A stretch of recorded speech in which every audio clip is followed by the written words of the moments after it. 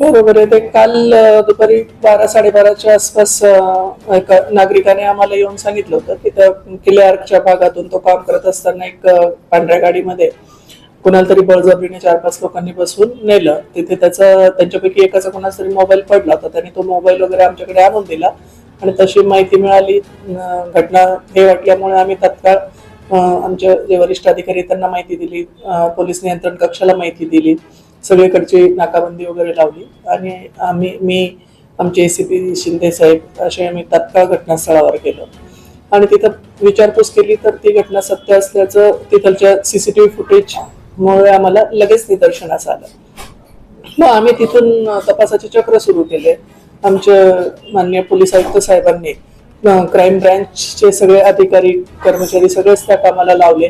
त्यामुळे पूर्ण शहरामध्ये शोधाशोध सुरू झाली. घटनेचं गांभीर्य पाहून सरांनी पण सगळाच फोर्स लावला आणि त्यामधून असं निष्पन्न झालं की म्हणजे जो मोबाईल पडला होता तो मग आमचे सायबरचे PI पांढरे साहेब आहेत, त्यांनी त्याच्यावरची सर्चिंग केली.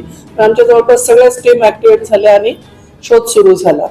तर त्याच्यामध्ये मोबाईलच्या याच्यावरून नाव निष्पन्न झाल्यामुळे तो डावरवाडी येथलचा इसम असल्याचं लक्षात आलं. परंतु ते कळत नव्हतं की त्याचं किडनॅपिंग झालंय की ते किडनॅपर आहेत.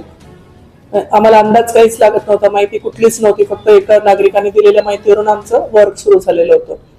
मग आम्ही त्या दिशेने शोधाशोध सुरू केली आणि नंतर मग एक 3-4 वाजेच्या सुमारास माहिती मिळाली की तो मुलगा मिळालेला आहे. परंतु तेव्हाही पूर्ण माहिती नव्हती, सगळी संदिग्धता होती, त्याच्यामुळे पूर्ण काही देता येत नव्हतं. मग रात्री ज्यावेळेस आम्ही पाचोड पोलीस स्टेशनवरून त्या लोकांना आणलं त्यावेळेस निष्पन्न झालं की इथलचा बंगालीच होणार आहे जलीलुद्दीन. तर त्याच्याकडे तिथलच्या डावरवाडीच्या नारायण म्हणून कोण आहे त्याचं प्राथमिक दृष्ट्या असं आलेलं आहे की त्याचे याच्याकडे पैसे होते 8 लाख रुपये सोनं घेण्यासाठी त्याने दिलेले. हा त्याला परत देत नव्हता म्हणून यांनी ते पैसे घेण्याच्या याच्यातून त्याला भाग जखमीतून त्याला किडनॅप केलेलं होतं. त्या वादातून तो किडनॅप झालेला होता. आम्ही ज्याला शोधत होतो तो किडनॅपरच निघाला शेवटी. दुपारपर्यंत आमच्या याच्यात होतं की त्याचं किडनॅप झालंय, परंतु तो किडनॅपर निघाला आणि त्यामध्ये मग आम्ही त्याची फिर्याद घेतली जलालुद्दीनची. त्याच्यावरून गुन्हा दाखल केलाय.